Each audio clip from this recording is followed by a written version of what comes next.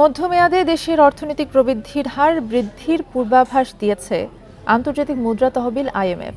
আমদানি সংকোচন নীতির কারণে চলতি ২০২৩-২৪ অর্থবছরে জিডিপির প্রবৃদ্ধি হতে পারে ৫.৪%।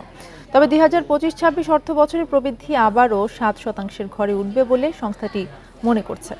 বিজ্ঞপ্তিতে বাংলাদেশের অর্থনীতির বিভিন্ন সূচক বিশ্লেষণ করেছে আইএমএফ। সংস্থাটির মতে বাংলাদেশের অর্থনীতি বহুমুখী চ্যালেঞ্জের মুখে আছে। বিশ্ববাজারে ধারাবাহিকভাবে পণ্যের উচ্চ মূল্য এবং বৈশ্বিক আর্থিক খাতে অর্থপ্রবাহ কমে যাওয়ায় সামষ্টিক অর্থনীতিতে সংকট বেড়েছে।